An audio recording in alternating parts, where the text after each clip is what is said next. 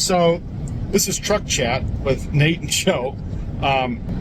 When you're getting to the scale where you're moving a lot of syrup and you're bringing it in, I kind of think back to my days when I'd call Bruce and ask him to do things to get my syrup cheaper. Like, what if I brought you the drums? And, that way you don't have to do, all these things create complexity, which when you're a sole proprietor, you have all the complexity, so you don't think it's that big a deal to pay somebody to pump syrup in the drums. But it is at scale. It's not simple.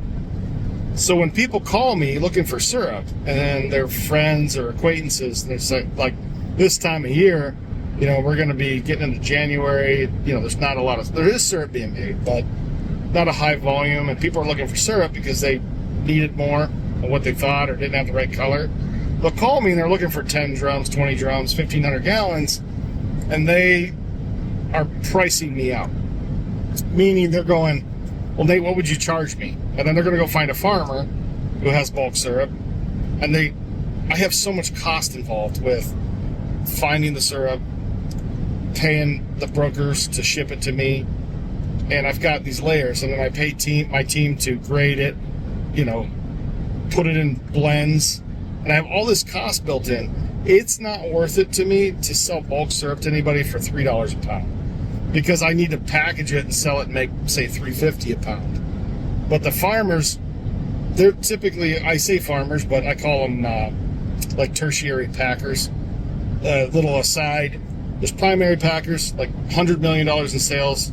Secondary packers like me, Anderson, Highland Sugar Works, people that have the quality requirements to work with big companies. So we're not $100 million companies, but we're not just running around trying to find the cheapest syrup, making deals with people all the time to survive. And then those guys, tertiary, I'm just using this is what I call us. Primary, secondary, tertiary. So when you get to be a secondary packer, then you have a whole quality program. It's going to cost you over $100,000 a year to pay somebody to be to get all of those things in line. And it's like ISO certification. Like I think it's ISO 40001. It's so much bigger. You can't take Yeah, so like those things are meant to protect my customers from me. You can't go from tertiary to secondary unless you relinquish control. And you'll have to hire people, which comes with a bunch of other heartache. So when somebody calls me and says, Nate, I want to buy syrup. The bulk price is $250. Will you sell me syrup? I understand you got some money in it. Like I'll give you $260. Not worth it. Because I'm not in the business of acquiring syrup and selling it for 10 cents a pound. And then I have a bunch of complexity. I got drums from farmers. I'm not sending farmer drums to anybody. It just creates complexity. Things get lost. No. So I understand, like with Bascom, when I call them and I look for farmer and syrup, maybe it's in, 55-gallon drums that don't need returned. That's often the case in the deal we'll make. But Bruce will want to pack it, and I get it, because that's his business. And then people will call, I'll discuss, Bruce wants this, Nate wants this. But yeah, it's because we're no longer tertiary. We're secondary, moving towards primary. So this is the way the maple industry works. It's not an opinion, but I get frustrated because I actually want to help people. So they'll come to me and say, Nate, I need 10 drums. And it would be better if somebody called me and asked me for a favor than pricing me out. Because now you're just irritating me. Like, if you need syrup to keep the customer, that's one thing. I will help somebody, even in my own state, even a competitor. This is the other thing they don't realize is a lot of these tertiary guys, I'm not their competitor. This is where we ski. Oh, nice little skill. They're not my competitor. They think they are. Even like with Bruce, I realize, I'm not Bruce's competitor. He's not really my competitor. We're not competing on the same scale. So the tertiary guys think that I'm a competitor to them. Some secondary guys probably think that the primary, totally different ball game. Bruce is moving more syrup than the state of New York makes. In fact, he buys more syrup than the state of New York makes, according to the USDA. He buys more syrup from New York than the state of New York makes on paper. So if they make 1 million gallons, Bruce is buying 1,000,001. So obviously New York makes more syrup than 1 million gallons, right? And Bruce knows where it's being made. Right, like, I'm not even close to that. Like, I pack more syrup than the state of Ohio makes, and probably the state of Pennsylvania makes, and the state of Michigan. Probably more than the state of Ohio and Michigan make combined. But I'm not moving like what Bruce is moving. Like, it's just, you got to build up to that. You can't just do it, like, right away. But I just want people to understand, when you call us looking for syrup, we're a packer. We make our money on acquiring syrup. Our supply chain is our strength.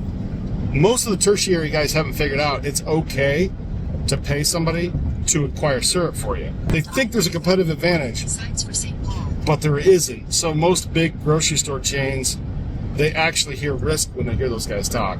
For me, I buy syrup in multiple states in case there's bad weather in one state. So if I had a bad season in Ohio and I was only buying syrup from Ohio, I'm screwed. That's why we have multiple buyers across the Maple Belt. I need syrup from Vermont, Maine, Wisconsin. The most southern state I buy syrup from is Pennsylvania. I buy a lot from New York because we're really close to Western New York. And that's actually risk aversion. I do that to reduce risk. I hope that makes sense. But the tertiary guys really can't. They're not moving the volume enough, so they're highly geographically leveraged if there's a bad weather pattern. Does that make sense? I hope that makes sense. It does to me. I mean, I can sell 150 gallons every year, and if I all of a sudden only make 100... What do you tell your customers? Oh, I had a bad season. Well, farmers should never tell their customers they had a bad season. For one, never. I won't be able to push it as much. I can't go out and acquire new customers because I don't have that. I gotta maintain my old customers. Yeah. So that's not the place I want to go, and that is something that weighs on me heavy every year. I really hate taking business from a farmer because they don't have syrup. They'd be further ahead buying it from me and keeping the customer. I don't want that business, and I get it all the time where somebody will call and be like, my farmer ran out. Like, who is it? Like, and they think that I want to steal that business. No, like I don't. Like I don't want that business, but I'd help you if you just called. And then some people pack syrup that shouldn't. We could pack syrup for you more efficient than you can do it, to the point where it would pay for it. Meaning I buy glass so much cheaper. I buy labeling so much cheaper. My labor's so much cheaper. Most guys packing syrup in the sugar house could buy it from me for less than what they're doing it themselves. Economy of scale. Yeah, it's economy of scale. Like, if I'm paying a third of what you are for glass, yeah. But most guys don't realize that, and they think I'm going to steal their business. No, I thought the same thing. I thought Bruce was going to steal my business. No, why would I do that? If Nate can pack more, he can get a better deal on glass. Right, I'll even get glass from cheaper. Like, I got so much capacity, it's unbelievable. But there's a lot of people out there that think I would steal their business if I was packing for them. And, you know, Northern Eagles figured out, like, that guy's going to crush it, and I want him to. So hopefully, when he wants to sell his business, I can buy it from him. So, I don't know. I hope that helps people with perspective. I just wanted to make an observation as I travel the Maple Belt.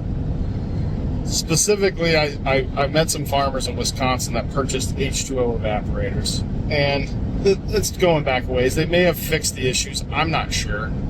But it was pretty well known. You know, Leader was a strong player in Wisconsin. And I think when their service center there they had moved out, it really hurt them. But when the H2O acquisition of Leader happened, and now what they're doing is they're moving the evaporator fabricating to Canada.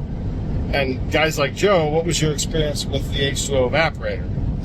For one, I had trouble, and I called for customer service, and it was very disappointing. Back up. Why'd you even call? What was wrong? I had trouble, and I figured it was from a bad well. And so, like the weld quality, you had holes. Yeah, I had holes. A fitting that like, was ground too thin. I don't think that, like, the Leader evaporator quality was very good. So what you have is two industries or two companies merging for market share in the dealer network. But you have a company that's not in the maple industry buying into the maple industry, and then a company that's been in hundreds and hundreds of years, or whatever, hundreds of years. They have a dealer network. H2O bought the dealer network. But then you got guys like Joe, and are you ever going to buy an H2O evaporator again? Like, the damage was done. For 20 years, I wanted to buy a Leader evaporator. And there really wasn't a dealer in No, Minnesota, it's too right? far away. I got but you. I would have drove up to northern Wisconsin to buy one. Sure. When I did buy my H2O, something happened, so I didn't have a lot of time to shop around. And this guy. No, I do think there's things H2O does really well. Like I think that they're very good on the ROs. Yeah, that's like, what they are. You know, they're an RO company. They understand it, but also understanding that I believe, you know, the MES membranes. I just want people to know this: that anybody who's anybody in the maple industry will buy an RO from whatever company they like, but they'll put MES membranes in it because they flow twice as fast as even the CDL membranes. I want people to know that. I think that's a secret. And Clayton's selling membranes. If you buy them by the pallet, they're $550 each. I think it's $590 for one new membrane. I'm talking the big 8-inch. He sells them by the pallet. So when you see an RO at a large maple operation, ask them where the membranes come from. It's most likely they're coming from MES. I mean, you got to really like maybe do it secretly because they may not want people to know because they got to deal with the CDL that they're buying the membranes from MES. But so I just want people to know how to make the best maple syrup at the lowest cost to help the farmer make more profit. And I think these things are all hidden, and I want it to be out there. If it wasn't for this channel, somebody in the Midwest is not going to know that MES membranes are the best. And we were actually, I wanted to make this video to talk about, that the damage that was done with the H2O evaporators, and now what bothers me is the evaporator manufacturing, which by the book, if you're an MBA, you know, you're a business person, when you buy liter, anything that's duplicated, you combine. Like, that's the right business move. It's just that you are sending your U.S. fabricators to the job line, like they're no longer going to have a job, and you're going to do it up in Canada. You're going to fabricate up in Canada, and the recent history of H2O quality, it's not good. Like, H2O should stick to ROs, and then liter should do the evaporators. That's not what's happening. I think money is driving that business. Well, it should. Like, a business should make money. No. Money is making its decisions, not Maple. Maple's not making the decisions. Yeah, I mean, it should have both in mind. Like, a business that isn't healthy isn't going to help anybody. Right. So, like, I don't blame them. The people that are, you know, doing all the calculations are probably not Maple people. When the bean counters get in charge, like, that's eventually... It's time to leave. Yeah, that's... The dream squashers are just going to start doing things for profit for the quarter. Yeah. Not for profit for 50 years. And that's why people like privately owned companies, because they're typically running for the long term, not the short term. Passing on to your kids. But, you know, Leader definitely needed help with ROs. I mean, no one's going to deny that. Like, look, if I have my information incorrect, and I'm not saying the right thing, and you want to come on Snapchat and correct my information, you're more than welcome. I want the right information. I'm only showing what I perceive and see or hear from people I trust as fact, which is H2O's fabricating in Canada, and they're going to still make tubing, you know, in Swanton. So I think the extruders and stuff are there, but essentially Leader's been gutted, and all the things they said they weren't going to do, they're doing. Like, that's just typically what happens. You buy another company and tell them, oh, it's going to be okay. We're going to do everything. We're going to have 2 brands. And then everything, like, as soon as I heard this and was there, I'm just like, yeah, they can't do it. Like, from a business standpoint, run 2 companies and have 2 admins and have 2 HR people. And, like, the overhead just gets to be too much. You got to combine it. And maybe they had reasons for running the fabrication up in Canada. Canada has free health care. United States does not. So maybe there's a competitive advantage to running your manufacturing in Canada until there's a tariff. That may screw things up. But I'm sure they could retool in Swanton again and start making evaporators. But. So Nate is a lot like most people. He's out for himself. What he's trying to do is make more maple syrup so he has more to sell. Now, is that greedy? It could be if he didn't go around and help everybody. But he's helping everybody. He has taught me so much in the last 3 months, it would take me the rest of my life to learn. So he's speeding up this process. And you don't need to learn the hard lessons if somebody's willing to teach you. Exactly. But So sometimes even his motivation is syrup, though. Yeah, I mean, I want to help farmers make more money because that's what I've learned is if you can help others make money, they become loyal. I think that's why the large farmers in Vermont and Maine and the biggest maple farmers in the country, Clayton Christie has one goal. His goal is to help farmers make more money. That's it. When I went and visited him, I realized, like, this dude only cares about the success of the farmer. That's very different than a company who's owned by a holding company. Oh, right. Their goals are to make their owners money. It's a slight nuance, but makes a big difference in culture. Middleman. Yeah, Clayton cares about the farmer's success, which is why he's successful. Does our old bucket have a middleman? No. He don't have any dealers, does he? He does have dealers. Oh, he does. He Well, does. I call that a middleman. That dealer gets a cut. Sure. But, I think it's more of a service. yeah, because he's providing sales. Yeah. You know, that is a service that But he sells hundreds and hundreds and hundreds, like, times, like, 10.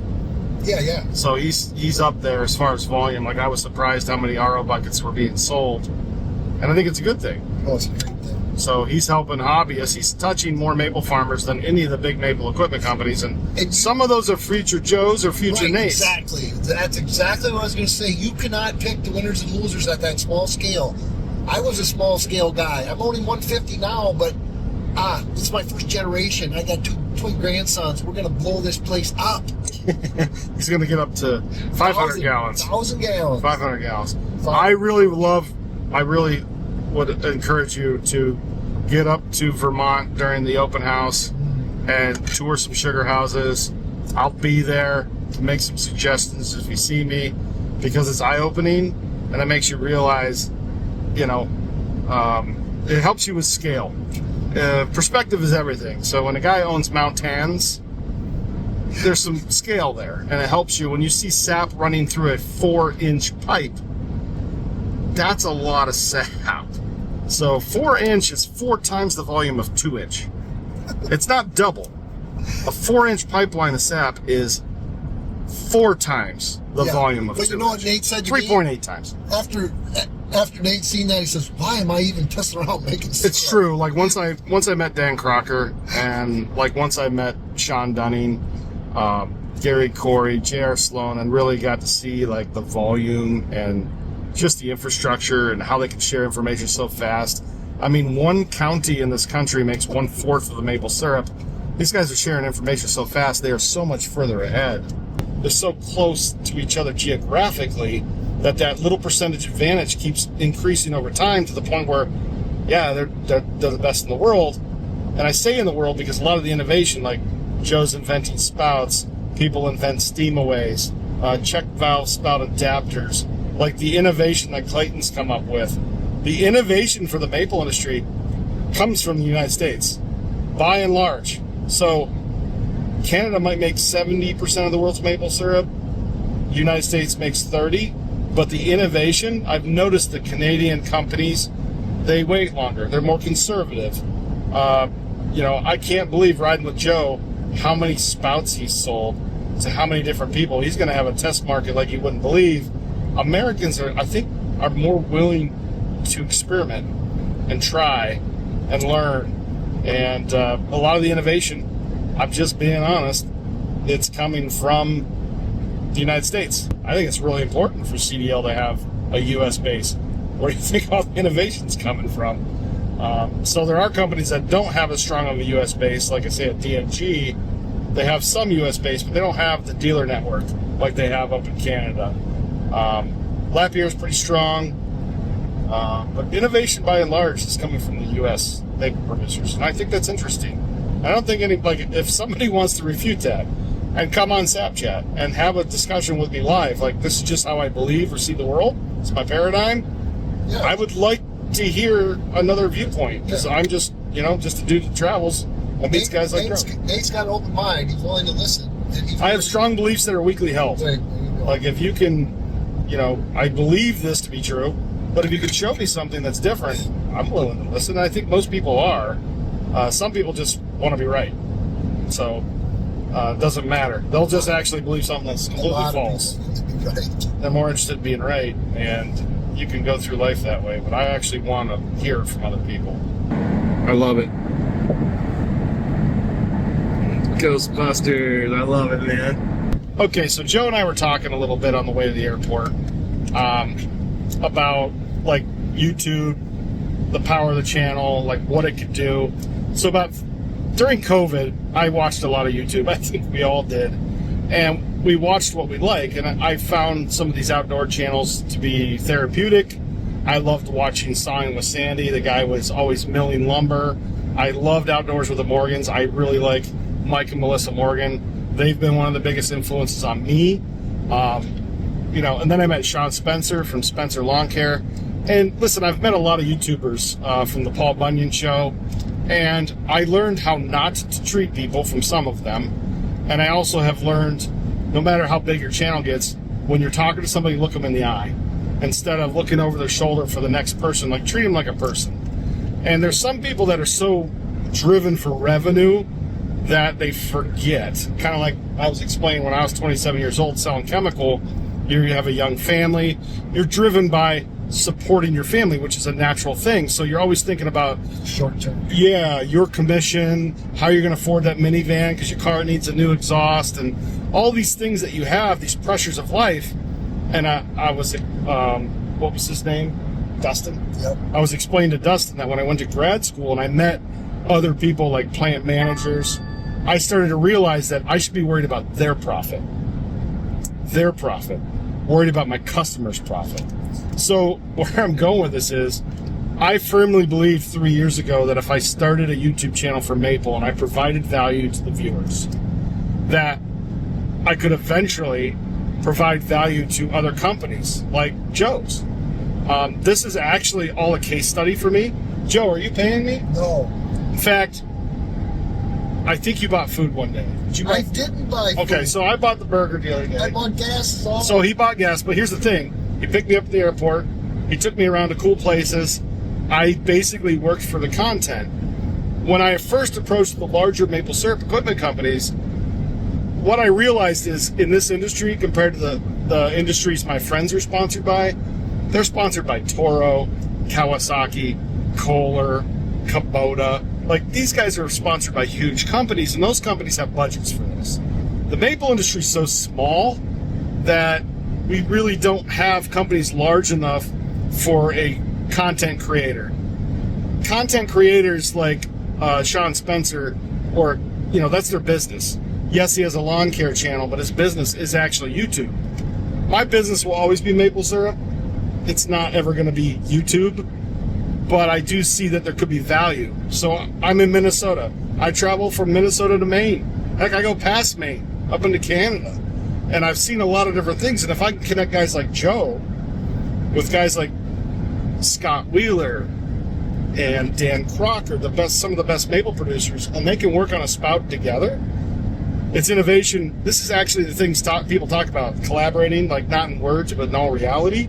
So I only have one superpower. I know people. And I see opportunity and I see efficiency. So I'm a pure entrepreneur. But for me to get in and start making spouts would be stupid. I have no interest. But if I can help Joe's business and help farmers at the same time, it's like a no-brainer. And what's the value I'm getting? Well, content. You guys watch the channel. And the reason I wanted to film this is I was asking Joe, or Joe was telling me, you said, Nate, thank you, this had value. So I would say that the RO bucket, working with Carl, I'm working with smaller manufacturers as a test. And then when I ask them, I'm not fishing for a compliment. I want to know how YouTube has helped. So when we did a live stream, Joe got orders. During the live stream, it increased his sales because I'm marketing. I wanted to help people see who Joe is. I got written comments of how it helped them to understand the design and the features. 15, 20 people came back with, not really thank you, but they described what I had said to them, and in my defense. So yeah, it was very advanced. So also with, Joe's always putting out information as to new dealers. I'm like, you know what? Let's help Joe do some marketing in a way that the other maple equipment companies won't. Let's show everything. Let's tell everything. In 2 to 3 years, they'll start copying what I do, just like they copy what Clayton Christie does. But, it's just the way it is. They're going to start YouTubing and paying account. They're going to start trying to do what I'm doing, which they can't. It's not in their DNA. I've invested $40,000 in the YouTube channel over 3 years. None of them saw the value then. They're only going to see the value once damage is done or they lose business. And I'm not knocking it because most of them don't even have a marketing company or a marketing department. They have a marketing agency, which is who they typically send me to. And what do you think a marketing agency is going to do when somebody from their company sends me to them? What do they see me as? A threat? I'm a threat. I'm a competitor. You don't need new YouTube. You just need you need Twitter or whatever. Like, they can't. So Sean explained this to me a lot. And the bigger companies, they go in cycles. Somebody will come into marketing and say, we don't need a YouTuber. And then somebody will come, into marketing and say they need a YouTuber. But the value is there for the larger companies. So why wouldn't it be there for the smaller companies? Hey, John Deere just added one. Oh, John Deere has several. In fact, they've offered some of my friends to be YouTubers or to be content creators for them. And am I perfect? No. Do I know everything? Sometimes I think I do. But in all reality, all I am is conduit to have discussions with guys like Dustin and Joe and Carl at the RO Bucket. And that's all I'm doing. I'm just trying to create content that didn't exist. So I remember I learned everything on MapleTrader years ago. And then I didn't know what happened. MapleTrader just kind of disappeared. Well, everybody went to Facebook. And that's the natural progression is Facebook groups. Now, I think people are more and more going to go to content creation with YouTube because you can see it. I like it because if there are rumors, if there are things that are said that aren't true, I can just freaking take the knees out on that stuff immediately. I'm not buying maple syrup in Wisconsin rumor. What? No, I never said that. So the rumors are started, and I just take the knees out. And by the way, those rumors are very effective 20 years ago, 25 years ago. So now those same people who like that, well, they're going to look dumb. Because you can, I watched Nate's YouTube channel, and that's not what he said. I've taken it out. And it's a powerful tool that way. And I think the most impressive thing that I didn't realize is you get to know me. I may not get to know you, but when you meet me, there's an instant bond and trust because you get to know me. Nate is genuine, and you sense that from the first words from his mouth. He's not out to exploit you. Well, anybody I make videos on, I tell them, they're a little nervous at first. I say, look, you'll get to watch it before it goes live. I'm not here to burn anybody. So, if anybody wanted to do an interview with me on Snapchat, I'm not interested in burning even my I've tried to do an interview with Bruce Bascom. Bruce doesn't want to be on Snapchat. I just think I'm going to continue to ask players in the industry. They may say no, but I'd love to have Pete Roth in the channel and do an interview with him. I mean, the guy, a huge part of the industry. What's Bruce's boy's name? His nephew. Oh, that's who you need to talk to. Yeah, I mean, anybody. Why would I harm? I'm not doing this to harm somebody. I'm doing it to help the farmers. And anybody I do, Snapchat's live. I do typically talk to people ahead of time to find out, hey, can we talk about this? Is this something you want to talk about? What's off limits? But I typically want it to be valuable for both parties. Typically, if you haven't figured it out yet, you can go into the what's it called? Right below the video, it'll say more, and you can click on it, and I can put, it's the description. I can put information. I'll typically put links to Joe's channel, or to Joe's website, or to the RO Buckets website. I want to be a resource, a free resource. And I'm going to continue to do it because it's brought me so much value. I never would have met Scott Dunn, who introduced me to Sean Dunning, who introduced me to Clayton Christie. People are like, is it worth it? Yeah, it's been infinite value. So if I need syrup ever, I have a network. If I ever need a favor from Joe, hey, Joe, I need help. What can I do for you? Yeah, there's just a network that's being built. And I want to encourage you, if you're in the maple industry, to start a YouTube channel. I'll help you. I have no, like, we're not competitors. It's not the zero-sum game where, you know, because I'm successful down here on the other side of the scale, somebody's not successful. No, there's infinite amount of opportunity and success to share. It's not limited. So I'd love to help somebody else's YouTube channel grow.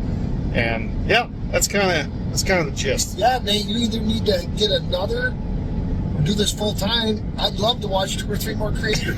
It's true. Like, we want, like, maple content. Like, there's not a lot out there. There's people plowing fields. There's people, you know, collecting honey. Like, those industries are huge. Baling hay, hunting. There's lots of channels like that.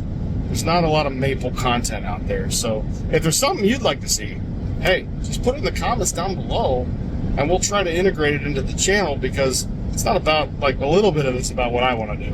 But, you know, I get invited to go to a lot of sugar houses. Please continue to invite me, because I sometimes forget to write it down or make a note in my head. I'm getting asked often. So if you catch me and I don't write it down, or you haven't heard from me, just send an email to Bissell on YT, Bissell on YouTube, Bissell on YT at gmail.com. If you'd like me to come visit your operation, see your spouts get made, see your tubing get made, see your evaporators get fabbed, I'm happy to do that, because I think it would help.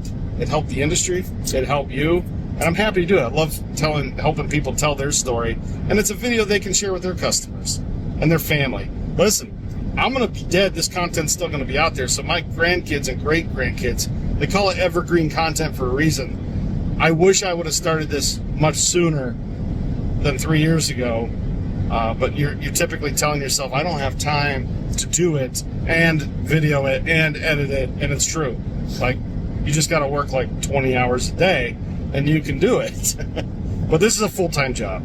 YouTube is a full-time job. But without Jacob helping me edit, I couldn't do it, because editing is 75% of the work. But I hope this is helpful. Anyways, hey, thanks for stopping by. Catch you in the next episode.